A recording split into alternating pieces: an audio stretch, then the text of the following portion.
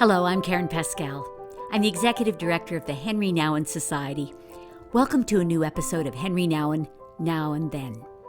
Our goal at the Henri Nouwen Society is to extend the rich spiritual legacy of Henri to audiences around the world. Each week we endeavor to bring you a new interview with someone who's been deeply influenced by the writings of Henri Nouwen, or perhaps even a recording of Henri himself. We invite you to share the daily meditations and these podcasts with your friends and family. Through them, we can continue to reach others with Henri Nouwen's writings, his encouragement, and of course, his reminder that each of us is a beloved child of God. Now, let me take a moment to introduce you to today's guest.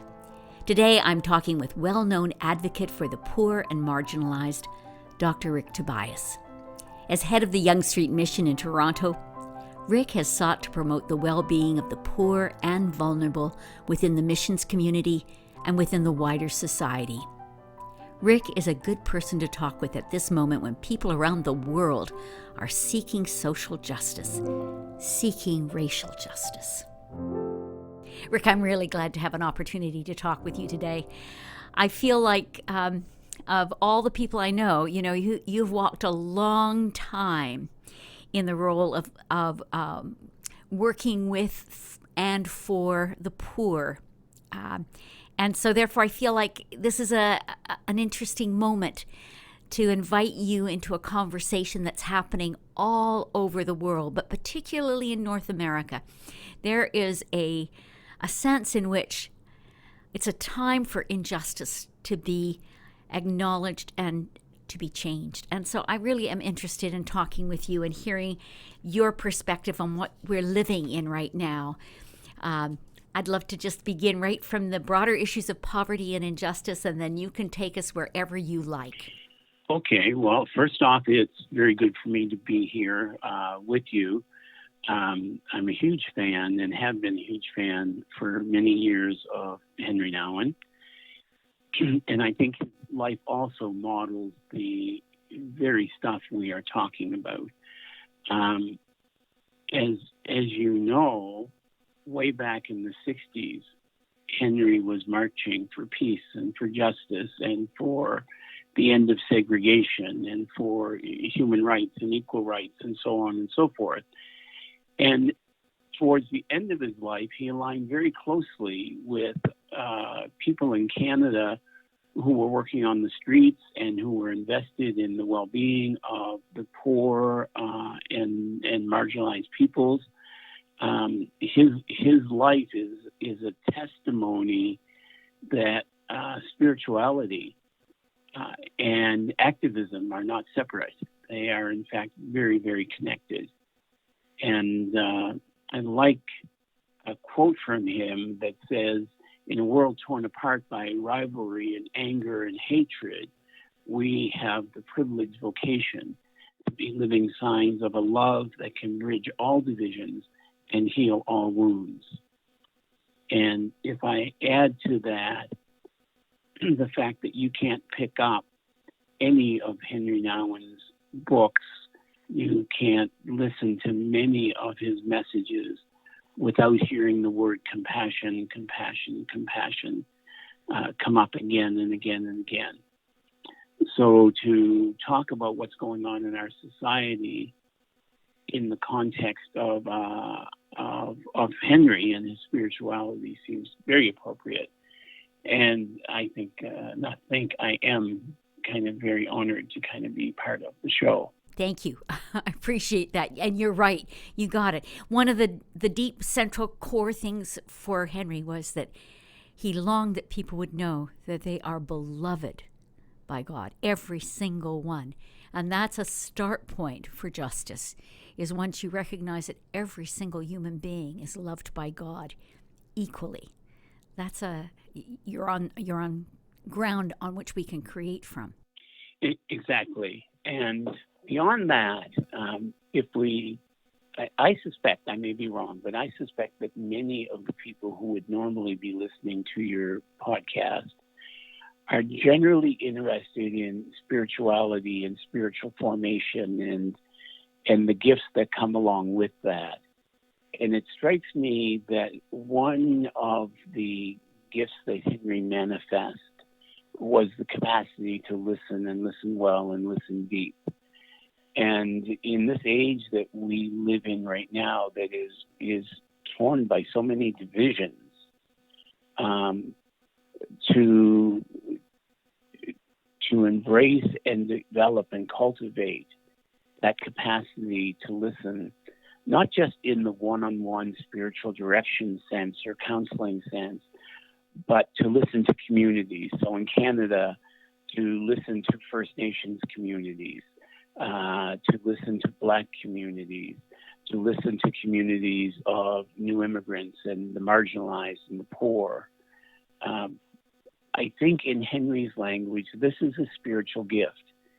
And we're invited to listen not just superficially, but deeply, so that we hear the heart and soul of others.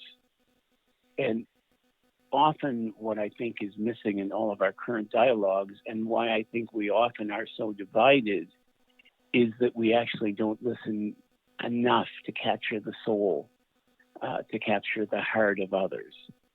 And because we don't capture that, we kind of tolerate injustice, and even if we don't consider ourselves personally to be people who are marked by injustice, we seem quite tolerant to have it happen around us. And I think it's because we've not listened to the heartfelt cries of people. And we would be better if we could somehow figure how to listen to souls. It's interesting because I feel like right now, I feel like in so many ways people are shouting, and you only shout when you feel like you didn't hear me before.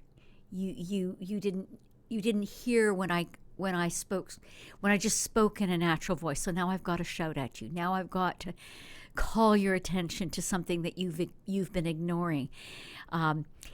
Watching people pour out onto the streets, not just across America, in response to George Floyd, but in Europe, in Canada. Watching it happen around the world has been an amazing moment, a moment I don't want to see pass. How are you finding, how do you feel right now in terms of that listening and what to do next?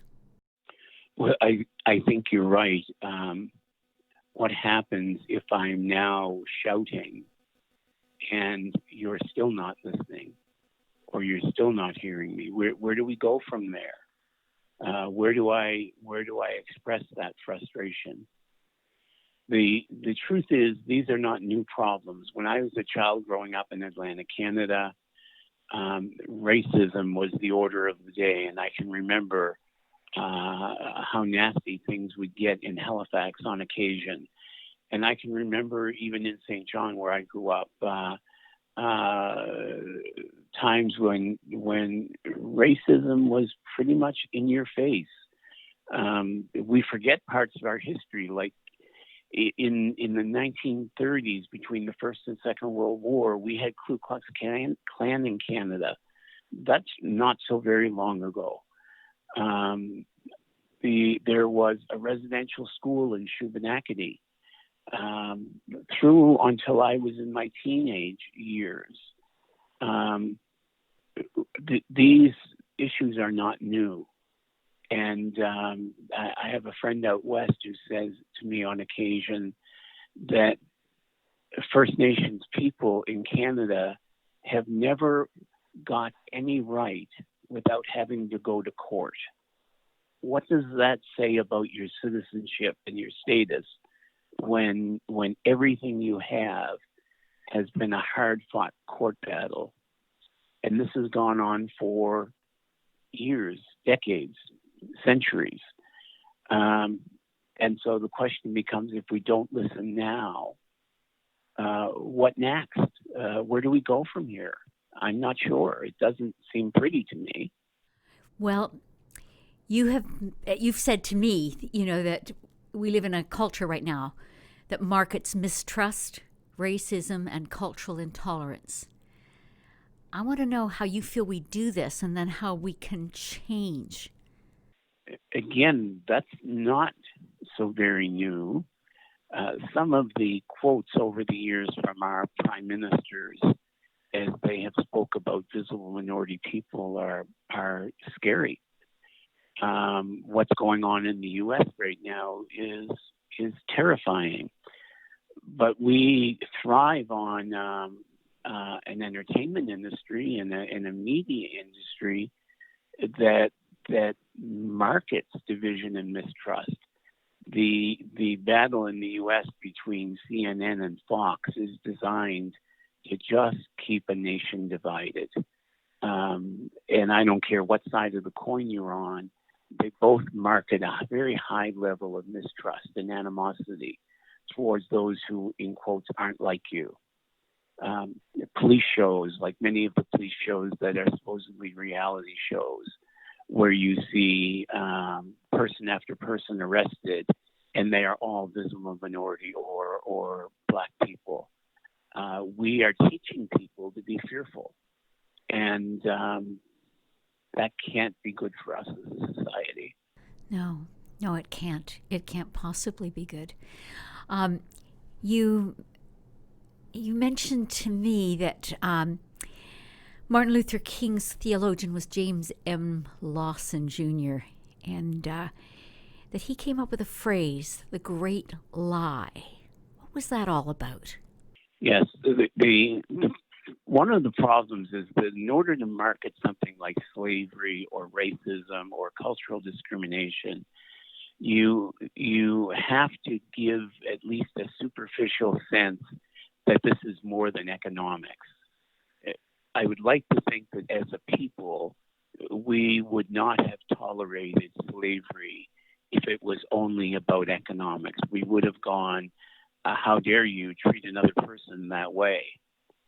However, to make it work, you have to have something else. And Lawson was Martin Luther King's theologian of nonviolence.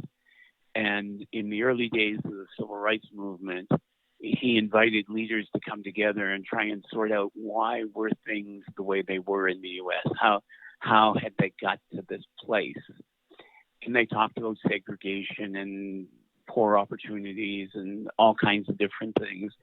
And finally, they decided that at the root of the racism and segregation that existed in the United States was something they called the Great Lie. And they said that the Great Lie essentially was that you defined one group of people as having less value or worth than another group of people. And once you decided that they were not of equal worth or equal value, then you could start talking about things like they're inferior, they're dirty, they're untrustworthy, you can't depend on them to do good work, et cetera, et cetera. But you could also then justify everything from residential schools to terrible orphanages to lynchings to virtually anything you wanted, because this group of people wasn't fully human anyway. And that's what we have done, and that's what Lawson argued that we have done. And we did it in Canada. It was our prime minister who said, you have to take children out of their homes and raise them in residential schools, because if you leave them in their homes, you'll be leaving them with savages, and all you'll have is savages who can read and write, and so you have to get them out. Once you market that kind of inferiority, the mistreatment of people becomes very, very easy. And in essence, that's what we've done. And unfortunately, let me back up. I'm making an assumption here. My assumption is that most of the people who are listening to your podcast are not only interested in Henri, but they're people of faith, and that they have ties to their church. And unfortunately, in this whole dialogue, the church hasn't always come out on the right side. I mean, we often have. We were at the forefront of the civil rights movement in the U.S., and there have always been a strong cadre of people who, out of their faith, have been involved in justice issues. But the truth is, often the church has just slept through what is going on. And in truth, we've often been so engaged in our own battles and our own divisions that we've not had an awful lot to offer the society around us. Jesus said at the end of his life that by this will all people know you're my disciples, that you love one another. Well, never mind loving the world or loving across cultural or racial lines or loving across class lines. We haven't often loved each other across denominational and church lines. And some of the things we've done to each other in the past are barbaric and brutal and shameful. What we don't pay so much attention to is the fact that Jesus also said in that same prayer that it would be in our unity that the world would know that God sent him. And in our disunity, we destroy the credibility of Jesus. And we destroy our own credibility, so that when we speak about racial divide or cultural divide or economic divide, we don't have the credibility that we might have, because the wider society looks at us and says, sorry guys, you guys spend all your time fighting among yourself. What do you actually have to offer us? And when we speak about reconciliation, there's kind of this sense of, well, why don't you guys just be reconciled with yourself before you start telling us what right and wrong is? And so the church has a way to go on this stuff.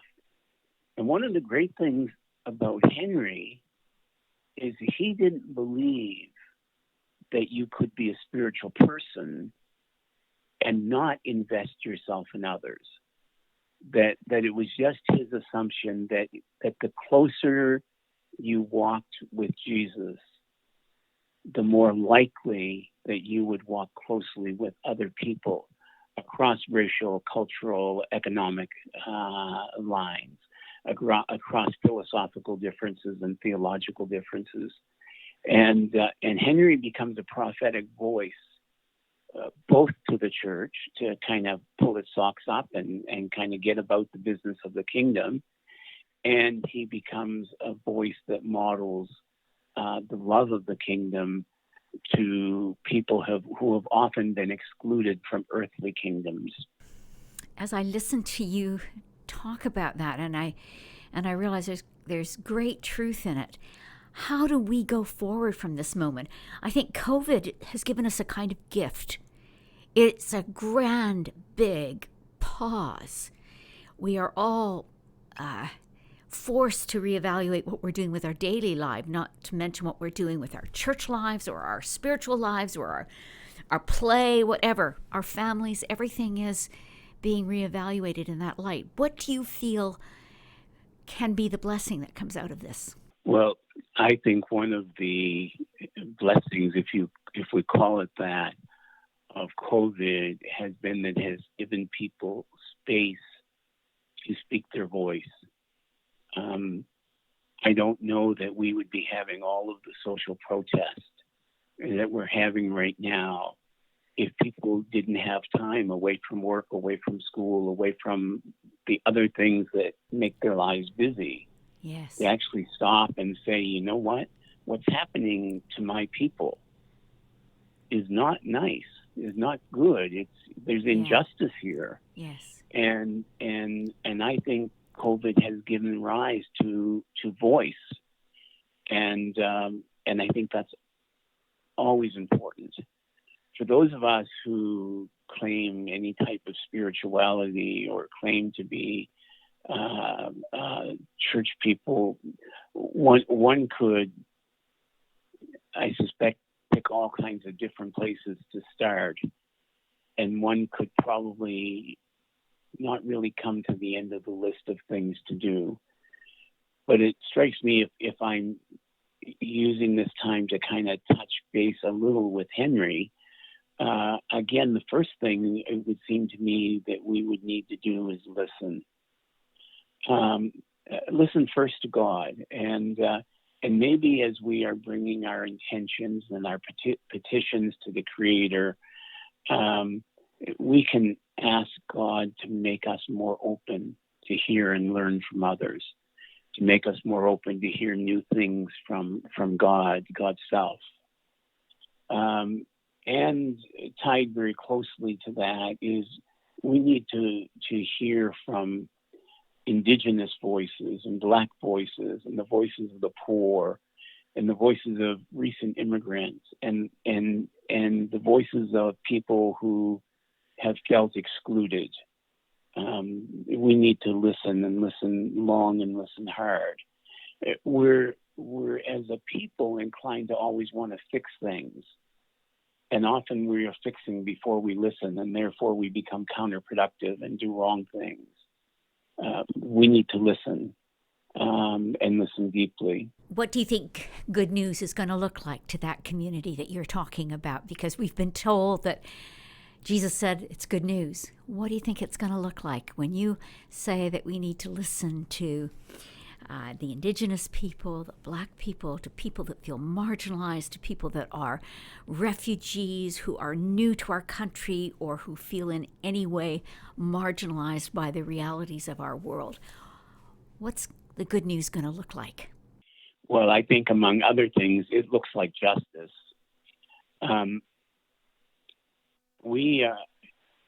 In the Western Church, we've become very focused on salvation.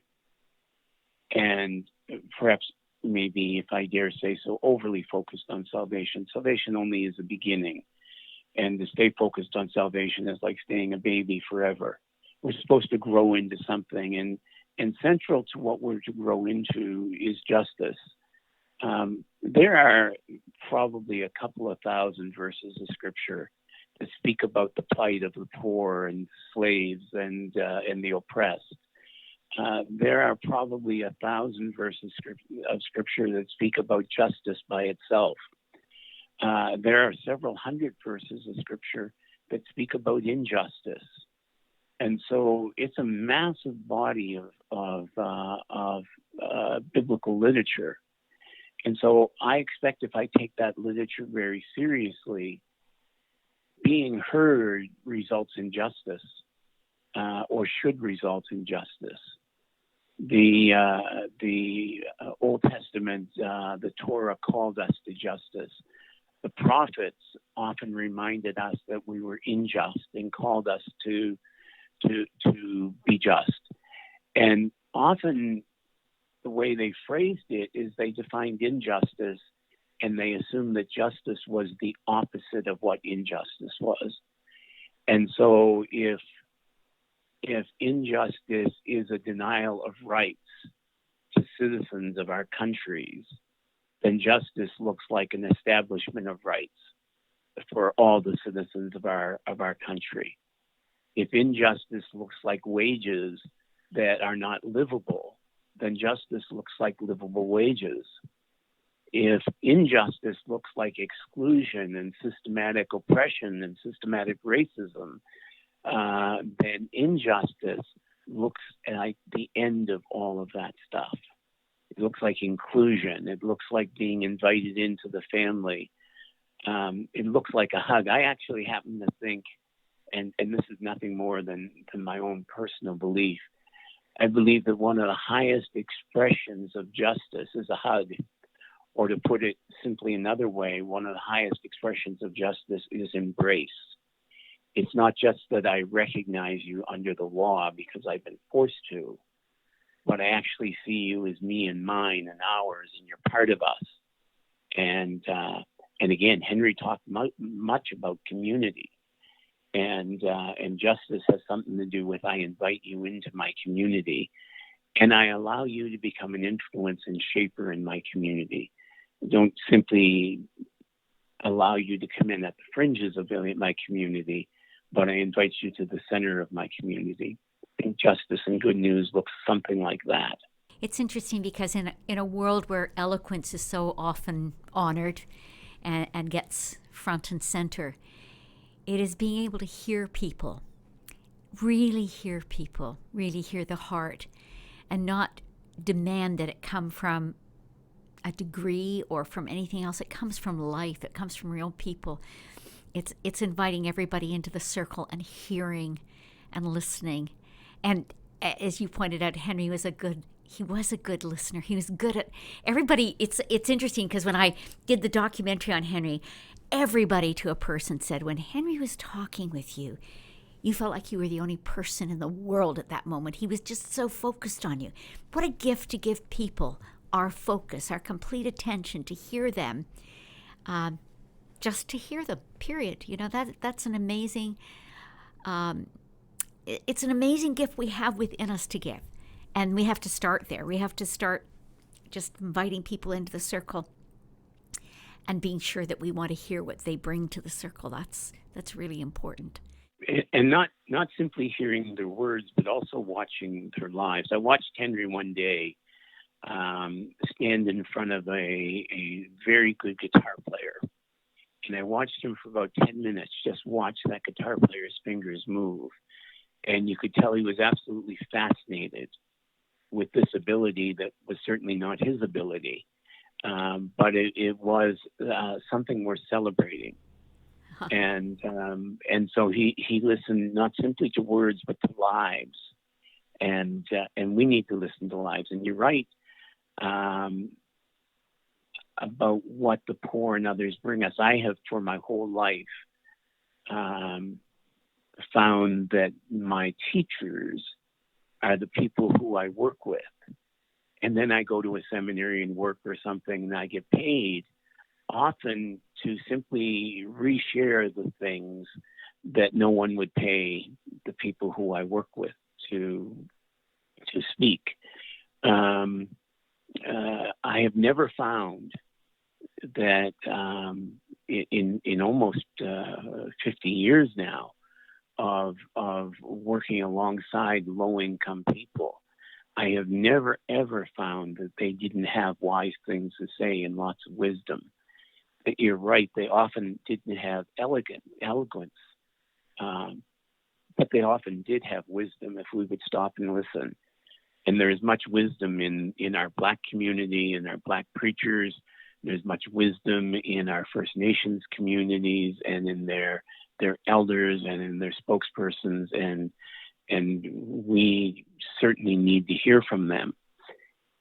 And if I could add to that, when James Lawson has said that there was this great lie, and the great lie was that some people were inferior, the answer to that is grace.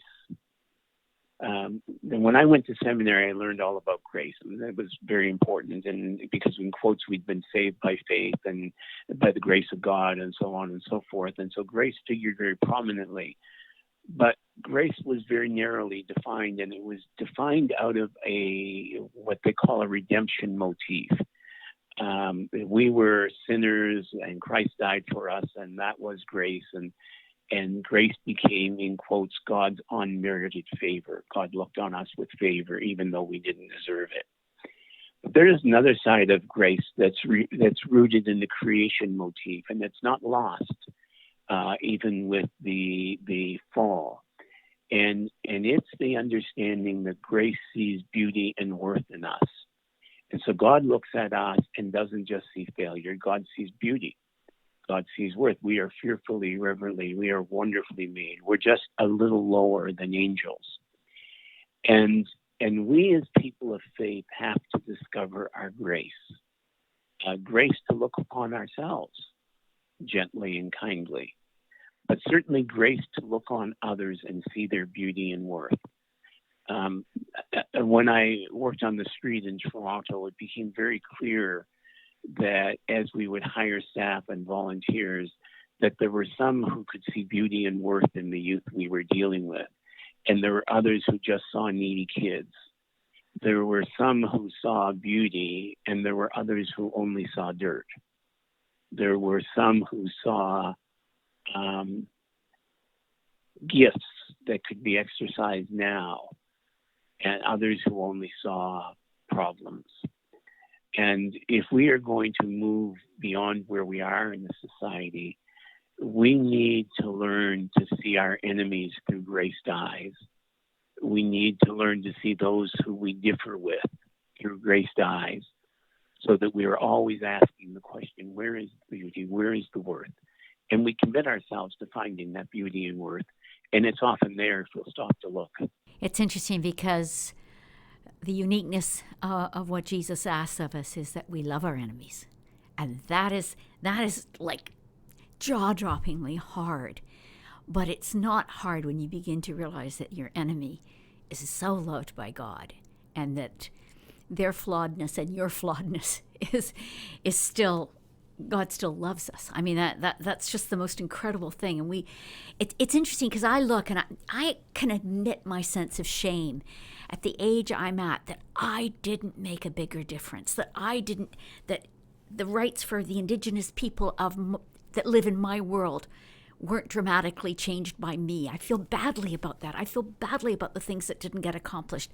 But I do think we have to start where we are at this very moment and listen, as you've been saying, listen with a great openness to receive and give space for people to talk. Don't get tired. Give space. Let it all get out. And then stop doing unjust things. Stop it. and that part as much as we possibly can. Be part of the solution.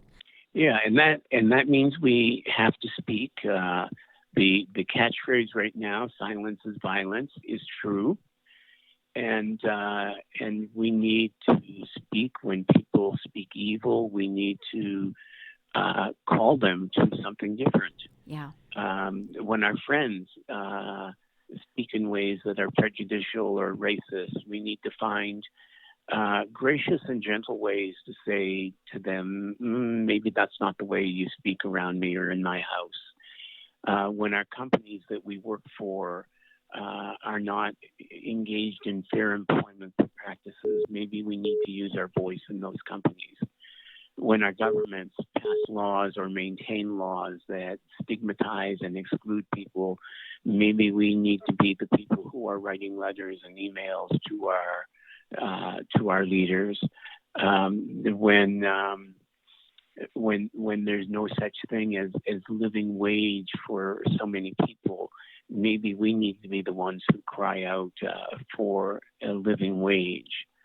When the front of our churches look like all white males, maybe we need to cry out for diversity and not simply inclusion in the church, but inclusion in leadership circles. And so maybe the other piece of all this is I can't change what I haven't done in my life to date. That's water under the bridge. I can't change the great mistakes I've made, the times when I have been guilty of racism or cultural prejudice or bias. Can't change all of that. But I can raise my voice now to try and figure out how I do different, or how I speak different, and how I act different. I can invest my time in the poor and the hurting. I can make time and find time for those kinds of involvements. So you're right. We can't go back, but we can be different going ahead. And again, to quote Henri, he suggests that every time we take a step in the direction of generosity, that we're to know that we are moving from fear to love. And so when we give our lives to just causes, someone has said that justice is just the public expression of love.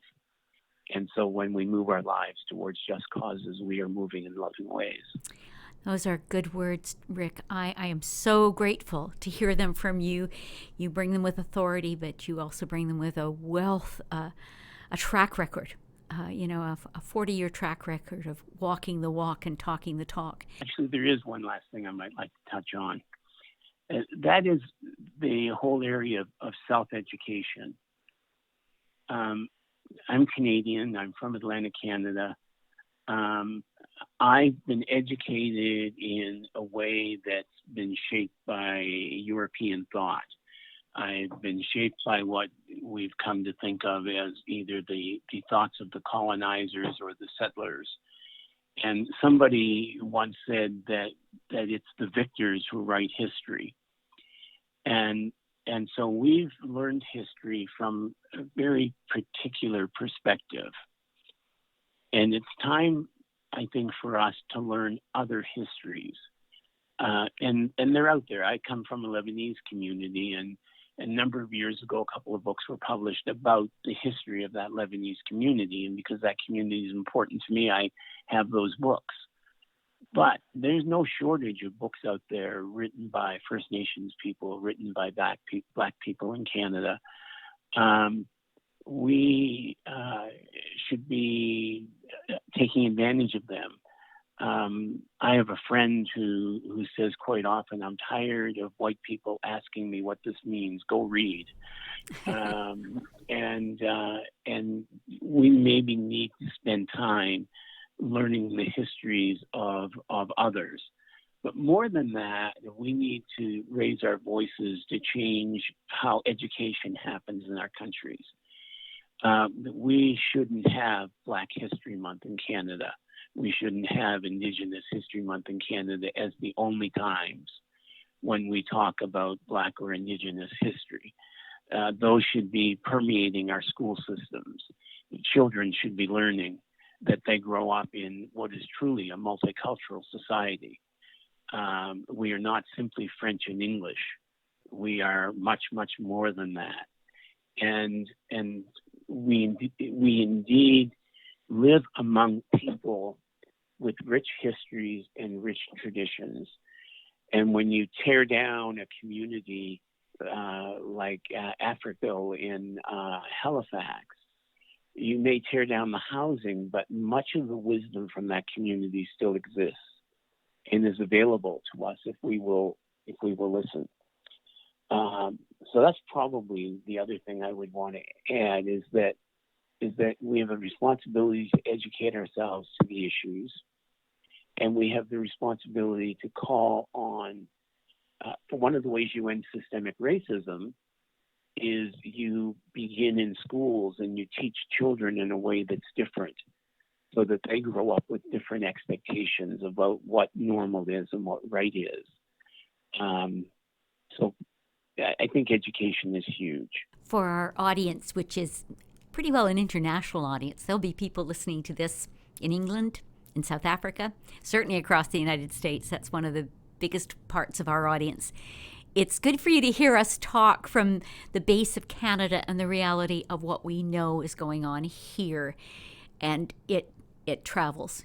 It's happening everywhere, this kind of reality of injustice. And I so agree with you that we need, our school systems need to transform, our educational systems, our work conditions, all those kinds of things need to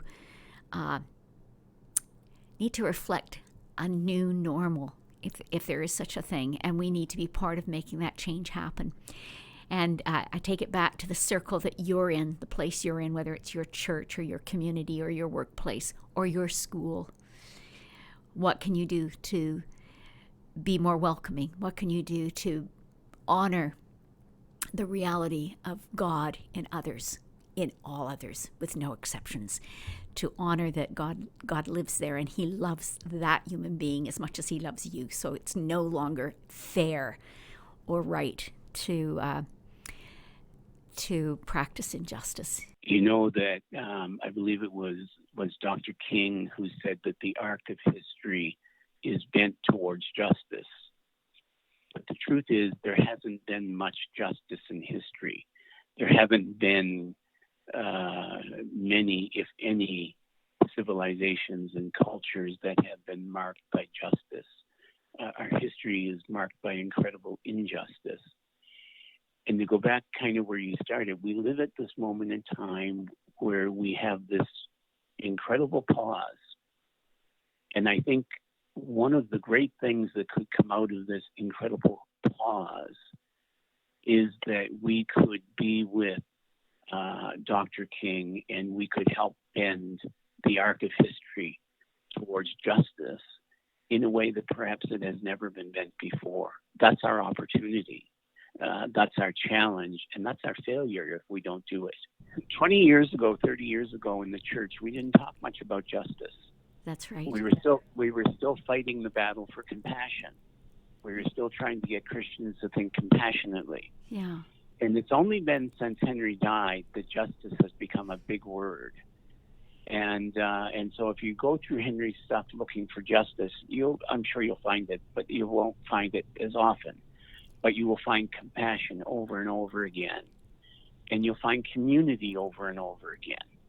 And community for him is all-encompassing. In one of the quotes I found, he says essentially along the lines, we can't be judging, because if we're judging, we actually can't be open to accept people. We can't bring them into our communities. And so the stuff is there. And I have no doubt, I'm with you. I think if Henry were alive today, he would probably be marching in the Black Lives Matter events. He would probably be with the missing and murdered Indigenous women. Yeah. He would have things to say. It's interesting for me because it's very important for our audience to get the fact that Henry, if he was alive today, he would be taking a knee. He would be marching with the Black Lives Matter. He'd be in the forefront because he got it when he was here. It absolutely fascinated him when he came to North America. The whole Martin Luther King, he got it, and he wanted to be part of it.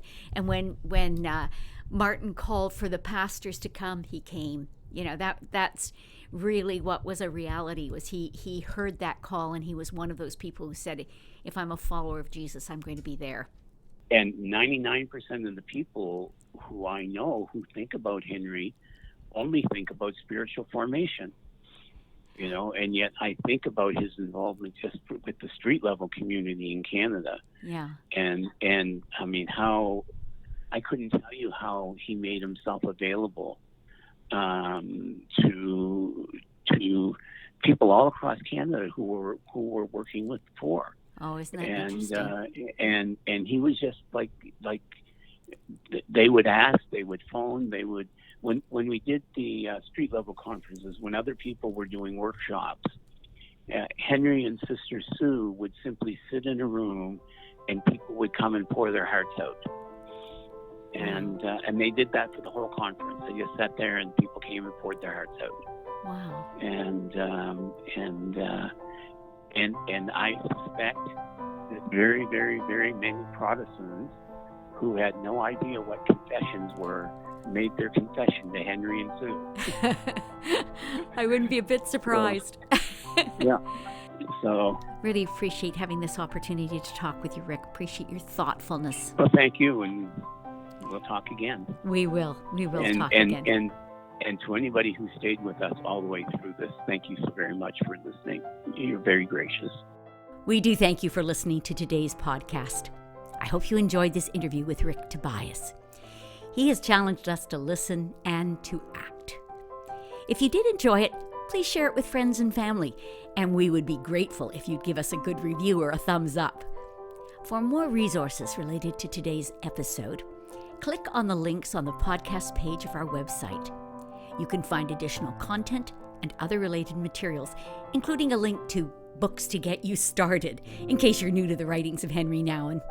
Thanks for listening. Until next time. Thanks so much for watching. Be sure to subscribe, give us a thumbs up, or follow us on social media for more Henri Nouwen content. For books, videos, and other resources, or if you'd like to receive free daily Henri Nouwen e-meditations, you can follow the links below.